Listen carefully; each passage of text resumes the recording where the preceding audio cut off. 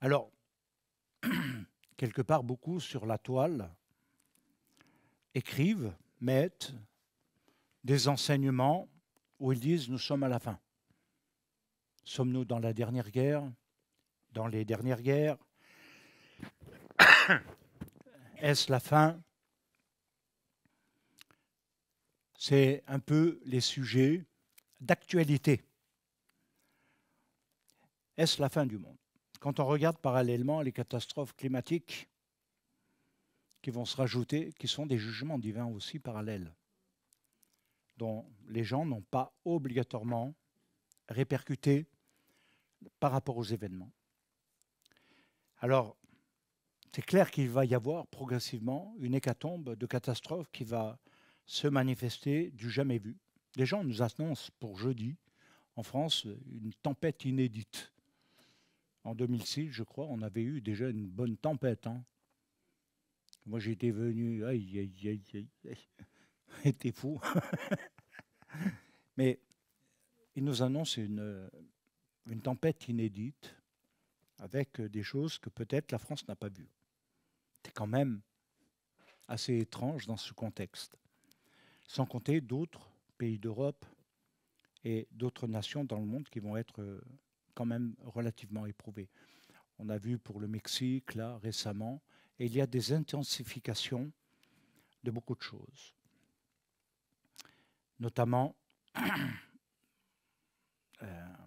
si on regarde sur à peu près 80 ans, l'augmentation des tremblements de terre est très alarmante et de plus en plus fort, de plus en plus conséquent, destructeur, et les plaques se rapprochent de plus en plus et cela va donner encore d'autres tremblements de terre beaucoup plus terribles. Il y aura bien entendu les cyclones, les ouragans, les inondations, la montée des eaux, les sécheresses et j'en passe. Mon but n'est pas de m'alourdir à ça, mais il faut tenir compte aussi parallèlement de ces choses qui vont aggraver la douleur, la souffrance des hommes. C'est à ça que nous devons penser.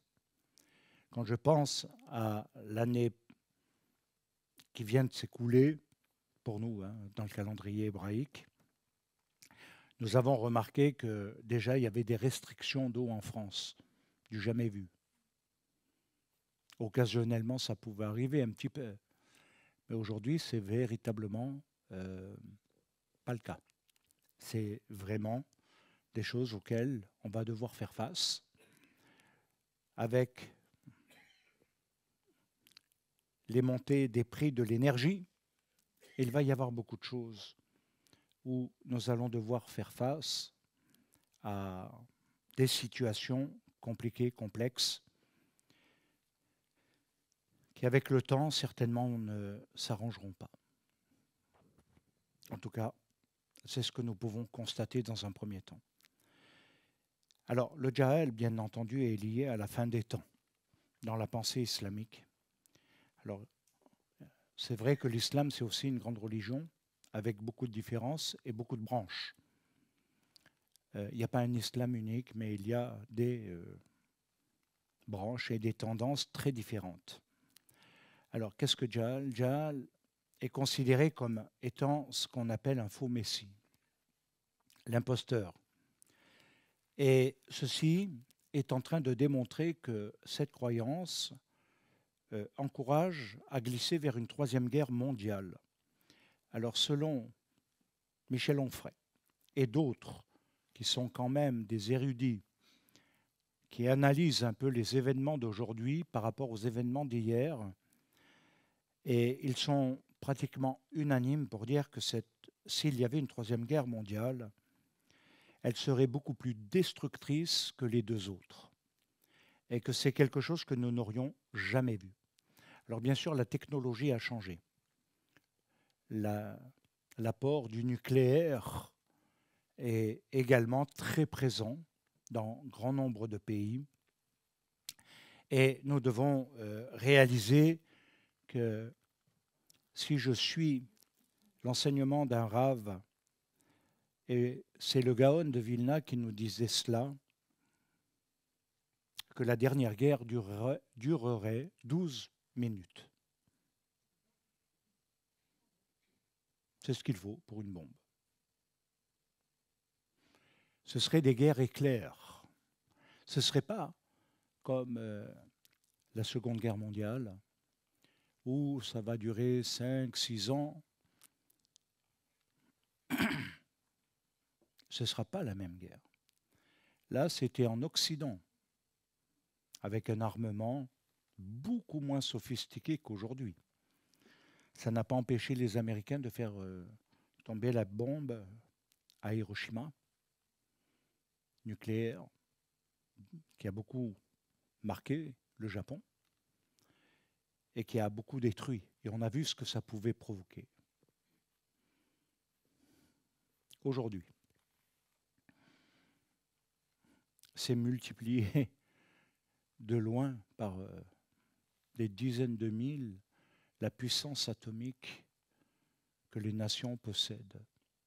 Il suffit d'une bombe, une, pour tout détruire. Est-ce que Poutine le fera pas? Est-ce un autre pays? Nous ne savons pas.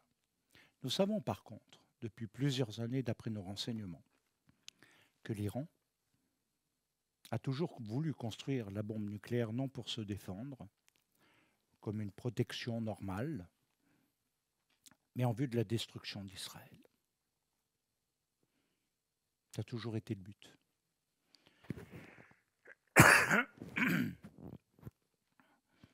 Ça, c'est le premier tableau que nous pouvons brosser de manière globale, générale. Et puis, il y a le reste. Israël attend le Messie dans cette guerre, dans ces guerres. Ce qu'on appelle la Géoula, la délivrance messianique. L'autre position qui, en tout cas, cause beaucoup de questions et d'interrogations à beaucoup de gens, c'est le fait d'être positionné sur une chronologie des 7 années de tribulation divisées par 2 en 3,5 d'un côté, l'enlèvement de l'Église et ensuite 3 ans et demi encore de tribulation pour arriver au millénium et à la dernière guerre. Donc voilà le plan des 3. Hop. Pardon. Et ceci constitue quand même une interrogation, merci Alan, profonde, parce que qui a raison? Moi, la question que je pose, c'est, nous pouvons avoir des affinités, effectivement, mais qu'en est-il des fondements de quelque chose qui peut être réel? Alors c'est clair que nous pourrions développer davantage encore et multiplier d'ailleurs les interventions de ce côté-là. Et c'est vrai que pour beaucoup, c'est difficile de décoder tout cela. Pourquoi? Parce que la Torah est remplie, et la Bible est remplie de codes. Et il est clair qu'il y a le visible et l'invisible. Il y a ce qui est lu, et derrière la lecture, le sens, la signification, l'annonce. Et les codes révèlent la signification profonde des événements. C'est mathématique. Il y a des lois mathématiques. Alors, si on essaye d'interroger la Torah, puisque nous sommes concernés par elle, on interroge la Torah, parallèlement l'enseignement de Yeshua, le Messie, et si nous voulons récapituler quelques points, cela va nous amener à reprendre un peu des bases et des fondements sur des choses. Quand Ishmaël est né, Abraham avait 86 ans. 86, c'est l'attribut de justice, ou de la justice, où il est dit dans Shemot Vaïra, chapitre 32:1, qu'Ismaël déclarera 3 guerres dans l'avenir. 3 guerres cruelles. Et elle concernera le monde. Elles vont concerner les descendants d'Édom, qui eux s'opposeront aux descendants d'Ishmaël. Par rapport à ces 3 batailles qui auront lieu, une sur la mer, en deuxième sur la terre, et une plus proche de nous, qui est assez étonnante par rapport au contexte de ce que je viens de dire, Jérusalem. Peut-être la ville la plus petite en capitale de là-bas. Alors, c'est à marquer avec les 3 étapes marquant la guerre de Gog et Magog, bien sûr, mais qui est la guerre finale. Le Baal HaTurim, il est né en 1275 et il a vécu jusqu'en 1343 en Espagne. Son titre, Baal HaTurim, est dû à ses œuvres sur la codification halachique. Et il note le verset Vekarata etrem hara, et le mal s'abattra sur vous dans les derniers jours. Dvarim 31, 29. Dans Dvarim 31, 29, un verset très ancien, donné par le Baal HaTurim dans les années 1200, nous dit que le mal va s'abattre sur nous dans les derniers jours. Alors, ce qui fait, bien entendu, allusion à Gog et Magog, mais ce n'est pas tout. Ce verset du Baal HaTurim, quand on le décode dans l'étude, il va nous amener à quelque chose d'un petit peu plus profond dans Bereshit 16, 11, où il est dit « Et tu appelleras Vekarata, son nom Ishmael ». Bereshit 16, 11 nous amène à un mystère. Vekarata. Vekarata qui est le même terme qui est utilisé dans Dvarim 31, 29. Que le mal s'abattra ou que le mal s'appellera. Et il aura un nom, ce mal. Et je crois que c'est très important. Qu'est-ce que le Baal HaTurim veut nous communiquer? Qu'est-ce qu'il veut nous dire? Il veut nous dire tout simplement que si nous prenons les initiales de Vekarata, Etrem, Ara, le Vav, le Aleph et le E, ils ont la même valeur numérique que Gog.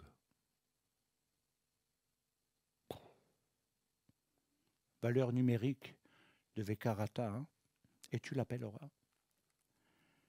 a la même valeur numérique que Gog. C'est vrai qu'il semble que c'est un point qui apparemment est détaché, ou se détacher, mais qui en réalité ne l'est pas du tout. Et nous voyons ce que sont les guerres et leurs ravages destructeurs. C'est une réalité. Or, il ne faut pas négliger ce qui est en parallèle, fondamental pour donner des équilibres à ce qui suit ces guerres, ceux qui les suivent de près, on va dire. Il va y avoir les guerres. Il va y avoir les effets secondaires des guerres, les blessés, les personnes qui mourront, les personnes qui seront invalides, etc. Les drames que ça va générer seront liés aux guerres à ce niveau-là. Mais en parallèle, il y a les maladies. Les maladies, parce qu'il est dit dans Sanhédrin, dans le Talmud Sanhédrin 108a, quand il décrit les générations de la fin, il décrit que cette génération est une génération de dépravés, la même que celle de Noach, qui nous rappelle les paroles de Yeshua Mashiach, au temps de Noach. Les gens mangeaient, mariaient leurs enfants, et la violence était grande. La corruption était immense, et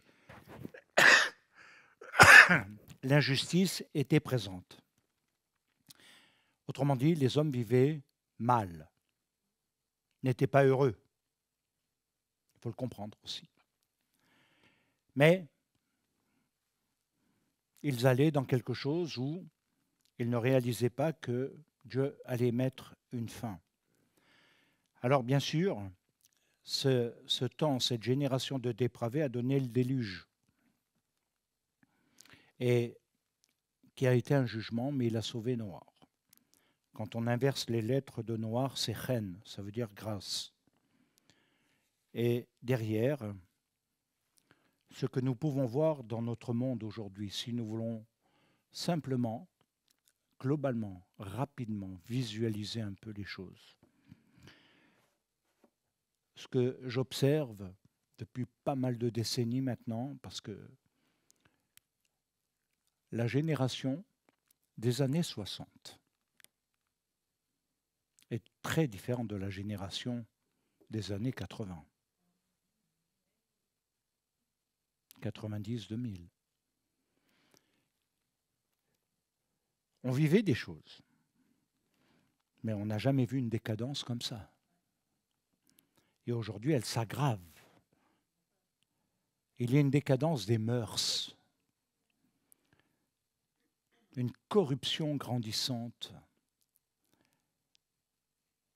Il y a la corruption également des mœurs parallèlement. Et tout ceci va aussi avec les guerres parce qu'elles touchent un système économique. Et comme je l'ai dit, la tour de Babel est construite sur un système politique, religieux, économique. Et que même le jugement des tours jumelles, même ce qui s'est passé, c'était de toucher ces trois zones. Et depuis, le monde est dans l'instabilité. Et il est en rapport avec Bereshit 11. 11 septembre, Bereshit 11, le jugement de la tour de Babel. Un système qui revient à la fin des temps, où va se construire un système religieux, un système avec un nouvel ordre mondial, au travers d'une mondialisation, un système religieux qui sera une religion unique mondiale, qui a déjà commencé, où les accords se sont faits entre toutes les religions, dans un lieu précis. Et que maintenant s'achemine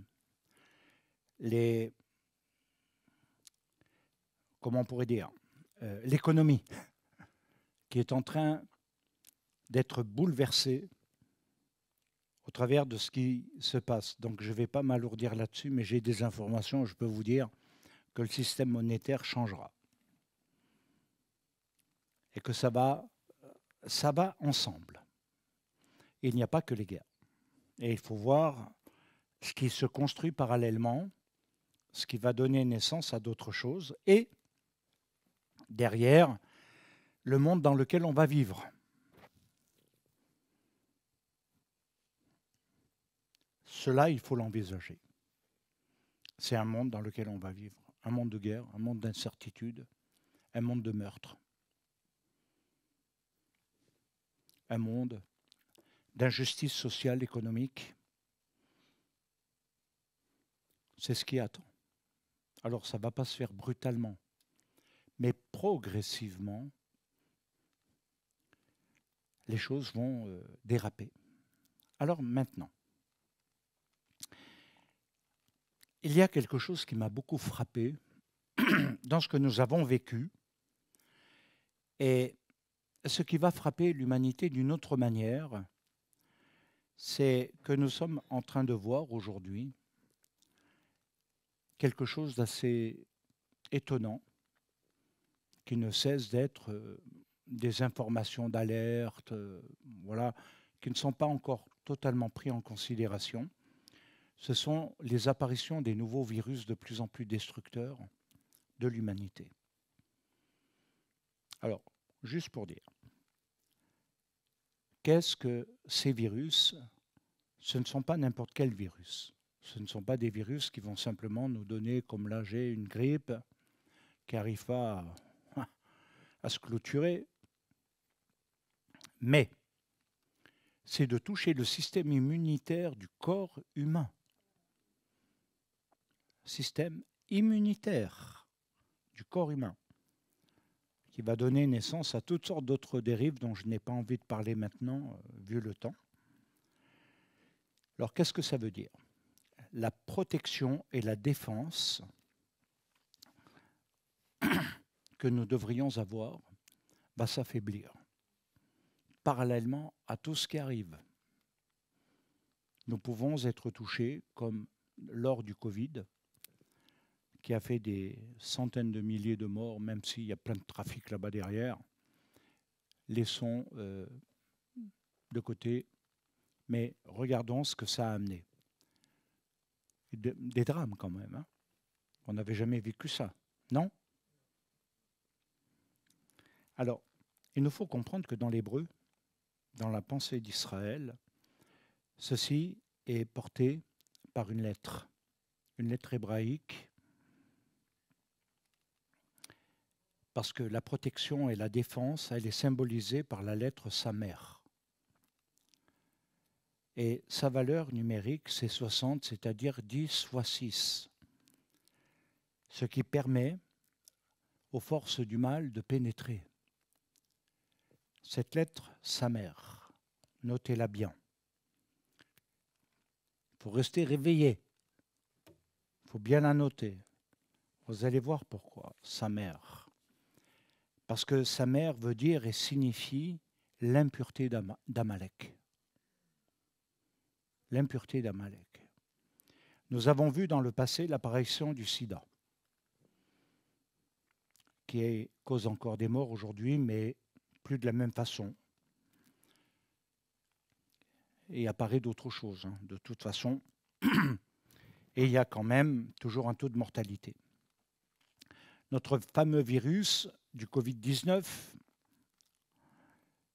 et celui-ci n'est que le prélude de quelque chose qui va s'appeler peut-être différemment ou qui sera un mutant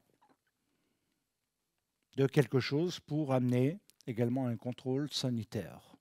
L'Organisation mondiale de la santé qui va contrôler le système de santé de l'homme, et ceux qui ne pourront pas se payer certaines choses, ça va être terrible. D'ailleurs, on le voit dans l'écroulement de la sécurité sociale aujourd'hui. Il y a un tel déficit que progressivement, les maladies augmentant pour toutes sortes de raisons, mais aussi avec les apparitions de ces virus, il va y avoir des changements qui vont s'opérer. C'est ainsi. Ce n'est pas fini. Parce que ceci est en lien avec les temps de la fin. Rassemblés aux guerres. Où on peut dire que les hommes vont utiliser aussi, et il ne faut pas le négliger. Ça s'est déjà fait en Syrie. Ça se fait dans certaines parties du monde cachées. La Russie l'a fait. Et il est probable que nous n'échappions pas à cela, les armes chimiques, qui vont nous provoquer, pardon. Mais de toute façon, tout est en lien dans une volonté de destruction. Et il faut savoir que on ne sait pas comment Bachar al-Assad a pu envoyer à ses propres citoyens lâcher l'arme chimique. C'est impensable. Et pourtant, je pense qu'avant la guerre nucléaire, il y aura sûrement des attaques chimiques.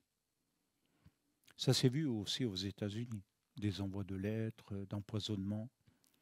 Il faut savoir que nous sommes dans un temps grave où la pensée de certains dirigeants n'ont pas de sentiments. Ils ne sont pas dirigés par une conscience. Et c'est ce qui m'alerte. Alors, derrière, il nous faut voir que, oui, les hommes utiliseront les armes chimiques préparées pour une future guerre nucléaire. Et maintenant, je ferme la parenthèse. Alors, savez-vous quel paracha a été lu juste une semaine avant le déclenchement de la Deuxième Guerre mondiale. On revient en arrière. Quel paracha? Une semaine avant la déclaration de la Deuxième Guerre mondiale, autrement dit de l'Allemagne, c'était la paracha Kitavo. Paracha Kitavo décrit 98 malédictions.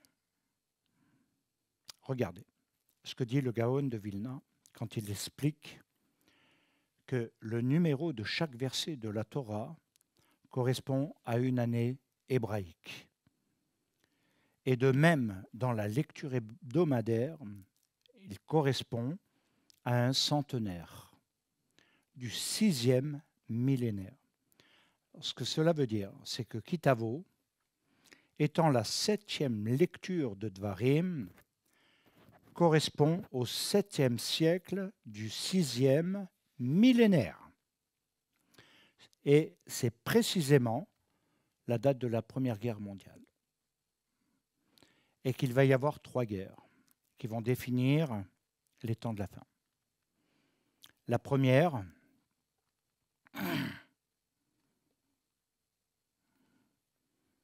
est passée. La deuxième est passée. Nous sommes dans la troisième, où nous arrivons. Nous sommes aux portes. De toute façon, vu la conjoncture actuelle, politique et autres dans le monde, avec tout ce qui se passe, il est clair que c'est inévitable. Si ce n'est pas tout de suite, ce sera plus tard. De toute façon, il y en aura une. Les 2 premières, comme je vous l'ai dit, n'ont pas concerné les pays arabes. Retenez bien ça. Les 2 premières guerres mondiales n'ont pas concerné les pays arabes. Mais Israël, premièrement, par rapport à sa présence en Europe, la Deuxième Guerre mondiale, elle est claire. Ce n'était pas simplement conquérir le monde comme Alexandre le Grand. C'était l'extermination des Juifs. Et ils ont été ingénieux au mal, avec leur four crématoire, avec toute leur batterie. Quand on a été à Auschwitz, ceux qui sont venus, tu étais venu, Élie, hein, à Auschwitz, non? Tu étais venu, hein, non? Oula, il faut refaire un voyage. À Auschwitz, vous entrez juste avant la porte, vous avez une odeur qui, 70 ans après les faits, n'a pas disparu. Une odeur de mort. Il n'y a pas un oiseau qui chante. Plus de 70 ans après. Tu étais, hein, Monique? Ah, merci, il y en a au moins une. Et c'est pour dire, Ismaël aussi. Et on a fait la marche de la vie dans le camp de la mort. Et je peux dire que c'est impressionnant de voir ce qu'on a vu. De voir à quel point l'homme peut inventer des moyens de destruction de l'humain uniquement parce qu'il est juif. Homosexuel ou tzigane ou je ne sais pas. Mais le ciblage d'Hitler, c'était pas seulement conquérir le monde, c'était détruire les Juifs dans le monde. Je ferme la petite parenthèse. La troisième va être différente. Et c'est ce qui marque la différence avec le temps d'aujourd'hui, parce qu'elle concerne la descendance d'Ishmaël, l'islam et l'Occident. Ça va être une guerre entre l'islam et l'Occident. Ça ne va pas être seulement une guerre qui va concerner que Israël et l'Europe. Non. Là, on change un petit peu. Et c'est vrai que c'est terrifiant. Parce que ceci enseigne l'importance de la teshuva. Et Yeshua nous le fait bien comprendre qu'il y aura des temps comme il n'y en a jamais eu quand on lit Matthieu 24. si on devait lire le chapitre en entier, et je vous invite à le faire, vous allez découvrir une logique par rapport à tout ce que l'on a dit, à tout ce qui est en rapport avec tous les éléments. Yeshua parle également des 4 anges dont j'ai parlé à Shabbat. Et il y a beaucoup de choses qui sont en train de s'éclairer parce que nous lisons également dans le livre de Daniel un certain nombre de choses annoncées à l'avance. Et c'est peut-être pour ça que nous savons dans quel temps nous sommes. Parce que nous avons les prophètes qui nous ont annoncé à l'avance et que ce n'est pas des positions religieuses ou politiques, mais bel et bien des choses qui ont été annoncées à l'avance. Et que c'est là où nous devons tenir réellement et prendre en considération la parole prophétique. Qu'est-ce qu'il est écrit dans Daniel 12:1 ? En ce temps-là, se lèvera Michaël, le grand chef et défenseur des enfants de ton peuple. Ce sera une époque de détresse telle qu'il n'y en a jamais eu de semblable depuis que les nations existent jusqu'à cette époque. Désolé. Qu'est-ce qu'il est dit dans le Midrash ?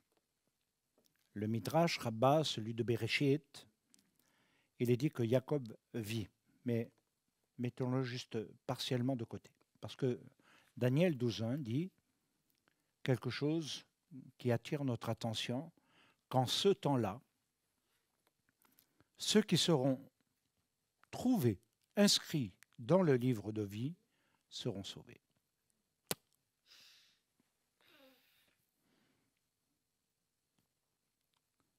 Comment savoir si on est inscrit dans le livre de vie ? C'est une métaphore symbolique, une image ou une réalité ? Quand on est dans le monde juif et messianique, nous savons que ceci a son importance une fois dans l'année dans le jugement qui s'opère par rapport aux nations au travers de la fête des Shofarim dans un premier temps, et deuxièmement, ce qui scelle l'avenir, la destinée de l'homme au travers de Yom Kippour.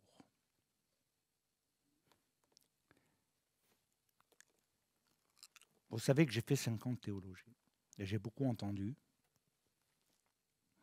Pour moi, Kippour, c'est tous les jours. Ben non, c'est pas vrai. Non. Parce que le Kippour, c'est le rassemblement d'un peuple ensemble qui doit régler certaines choses pour obtenir l'expiation des fautes. Pessar n'est pas l'expiation des fautes. Pessar n'est pas l'expiation des fautes. C'est de passer de la mort à la vie. Libéré de l'Égypte, de Pharaon, mais ce n'est pas l'expiation des fautes. Et c'est pourquoi beaucoup de gens traînent et drainent des problèmes. Allons plus loin. Il nous est dit, inscrit dans le livre de vie, Rabbi Isser Zalman Melzer dit que ce verset se réfère à l'époque précédant la venue de Mashiach. Il y est fait allusion également à Édom, Ésav, avec sa descendance Amalek. Et c'est là que nous entrons maintenant dans un éclairage par rapport à ce que je vous ai dit, où vous n'avez peut-être pas très bien capté sur le 7e année du 6e millénaire. Mais regardez, il y a un mystère. Avec l'antisémitisme, il est lié au XXe siècle à ce qui s'est passé et caractérisé la Deuxième Guerre mondiale, c'est un fait.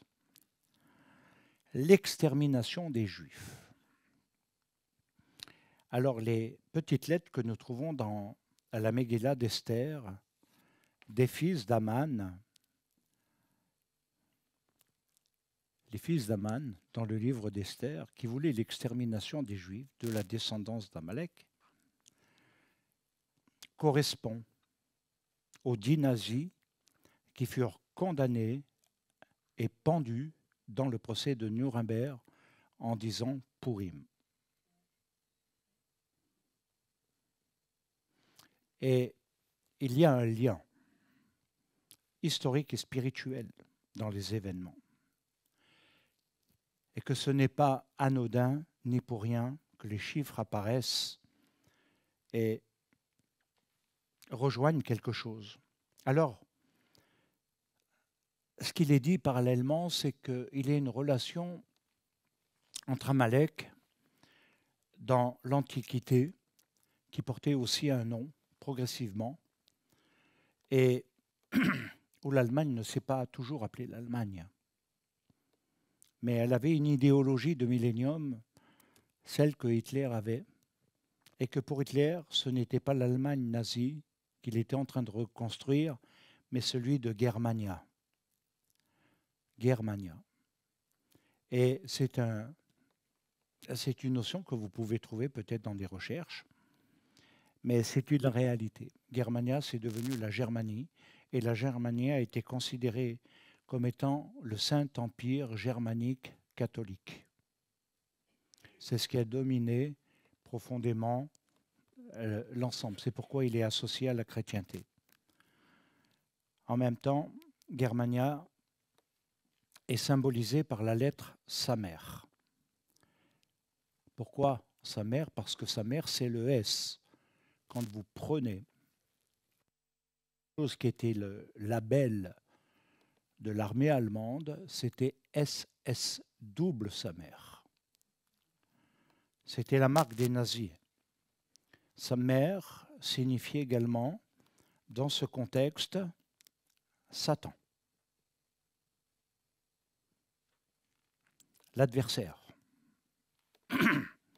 Si on prend SS de Samer, on obtient 240, identique à Amalek. Satan, en hébreu, quand on remonte dans le livre de Bereshit, à la base, c'est Nachash. C'est la même valeur numérique que le Messie. Sauf que c'est une contrefaçon du Messie. Wow. Et qu'il a voulu prendre la place de la rédemption. Alors, le but ultime qu'il s'est fixé, c'est de détourner l'homme du plan divin. Et c'est toujours ainsi. Et c'est pour ça que nous retrouvons tous ces éléments qui semblent être nouveaux. Mais le peuple juif, dont je fais partie, je ne suis pas né qu'en 60. J'ai toute une génération qui a vécu en Algérie en tant que juif et où nous avons dû être chassés, naviguer dans toutes les nations de l'Europe et d'ailleurs. Et je dirais que, contrairement à ce que les gens pensent, que c'est une guerre uniquement liée à une mauvaise répartition des territoires de 1948. Ce qui est faux. Ce qui a mis le feu aux poudres, c'est la guerre de 1967. C'est là qu'Arafat va apparaître comme étant le libérateur de la Palestine. Il y aurait beaucoup à dire. Derrière, nous voyons que pendant 2000 ans, nous avons été quand même malmenés. Quand on a retrouvé la terre, tout a été discuté. La Jordanie n'existait pas. Officiellement, historiquement, la Jordanie n'a jamais existé. Israël, dans la résolution de l'ONU, a accepté, dans le partage des territoires, la Jordanie. Elle a accepté d'autres choses. Les autres ont dit non, car ils avaient l'intention de faire la guerre et de dire ils seront demain dans la ligne. Et c'est vrai que quelque temps après la déclaration de l'État d'Israël, il y a eu guerre. Et ensuite, ils ont eu peur avec la guerre de 67 parce qu'ils ont fait face à une grande armée, puis ils ont repris Jérusalem, qui a marqué tous les pays alentours qui l'ont attaqué et qu'ils n'ont plus osé attaquer. Sauf que maintenant, ils trouvent une faille, une faiblesse et veulent l'attaquer et reprendre les territoires. Mais pas seulement reprendre des territoires, vaincre des Juifs ou un peuple, c'est établir un califat islamique. La guerre entre le croissant et la croix, c'est quoi? C'est quoi, à votre avis? C'est une guerre de religion? Oui, dans un sens. C'est une guerre de conquête, une revanche du temps des croisades pour établir en Europe un califat islamique. Édom, c'est l'Europe. Et derrière, nous voyons que le courage manque à nos politiciens.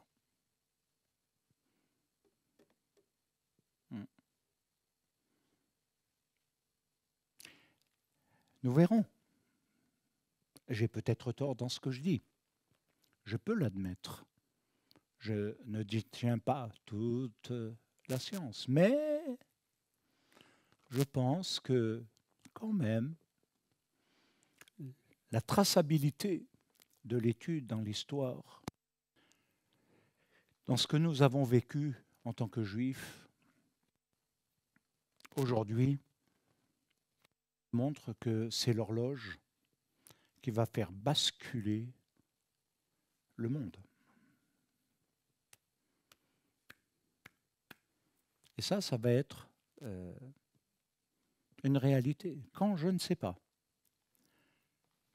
Mais une chose est certaine, c'est que ça se produira. Allons plus loin. Nahash, le serpent, le faux Messie, viendra aussi à la fin des temps. Il va détourner les élus, influencer les hommes et vont créer la nouvelle religion de Nimrod, de Babylone. Et beaucoup sont tombés déjà dedans. De ceux qui disent avoir la vérité, l'onction et autres, sont déjà concernés, pour la plupart, dans des systèmes. Parce que c'est la prospérité qui régit ces systèmes. Un message qui n'est plus le vrai message de la bonne nouvelle, de quelque chose qui a dévié. Alors, pour conclure, je voudrais vous dire que là, nous avons posé une 4e toile de fond, c'est-à-dire que je n'ai pas encore développé vraiment mon sujet. C'est simplement d'avoir un canevas de chronologie, de compréhension de qui est qui, dans quoi, par rapport à ce que nous allons étudier de la Torah réellement, de l'enseignement de Mashiach et de tout ce qui est contenu dans la Bible. À partir de là, nous allons pouvoir donner quelques éléments de réponse concrets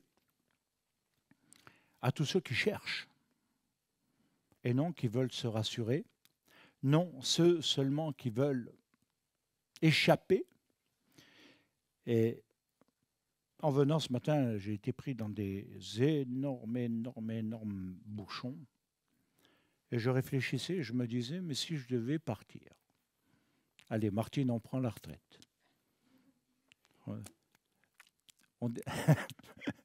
Ne t'inquiète pas, Paul, pour l'instant, on reste là. Mais ce que je veux dire, c'est que si nous devions dire maintenant, en France, on n'est pas en sécurité. Dans quel pays serait-on en sécurité aujourd'hui? Il y a la guerre en Israël, mais c'est là-bas que j'aimerais être.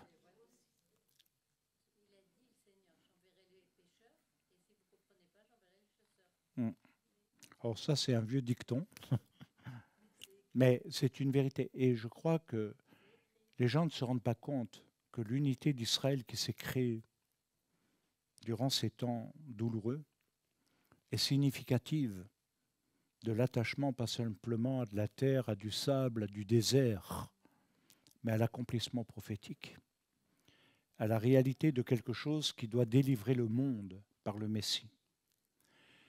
Il n'y a pas un pays en Europe où je me sentirais rassuré, tranquille. Il n'y a pas certains pays où j'aimerais vivre parce qu'on ne sera jamais, en tant que juif, admis. Jamais. Et l'histoire nous l'a démontré. Nous l'avons vécu. On ne peut y échapper. Je ne me sens pas plus en sécurité en France. Quand il y a eu la guerre d'Algérie et qu'on a dû rentrer dans des drames, Martine aussi, puisque tu étais au Maroc. Hein. Et donc, une fois de plus, il y a quelque chose qui s'est passé. Et aujourd'hui, qu'est-ce qu'on est en train de nous dire? Assassins, bourreaux, on nous traite même de nazis. On dit mort aux juifs, à l'Akbar. Mais on va où là? Et il y a une impuissance des politiques aujourd'hui. Ça, je vous le garantis. Et c'est pourquoi les choses peuvent basculer. Enfin, reprenons. C'est quelque part, dans cette conclusion, ce que j'aimerais dire, définir un vrai sens à cette guerre. Elle n'est pas compréhensible si on ne met pas l'axe central, total, qui est attendu par les trois religions. Une délivrance finale, une rédemption messianique, une venue du Messie qui anéantira tous les ennemis, qui régnera à Jérusalem et qui apportera la paix et non un faux traité de paix comme il est en train de se mettre en place. C'est ce qui fait que cette guerre, elle est différente de toutes les autres guerres que nous avons connues en tant que juifs, que la terre d'Israël a connues. Parce que là, maintenant, nous sommes concernés par le lieu aussi géographique de l'alliance d'Abraham avec le Seigneur et au travers de ce qui va se passer dans la fête de Sukkot, où les nations qui auront combattu contre Jérusalem viendront se rassembler à Jérusalem pour adorer le roi. Ce n'est pas un autre lieu. Quoique certains puissent proclamer sur leur toile là que non, il n'y a pas d'autre lieu que Jérusalem. Et c'est pourquoi nous allons dans les prochaines études, alors peut-être, je vais voir en fonction du temps que je dispose, parce qu'en ce moment, tenter d'approfondir ce qu'enseigne aussi Yeshua et les shlichim et les prophètes, réellement, et les prendre dans ce qu'ils signifient réellement. Et je conclus en vous disant Toda Rabba, Shavua Tov.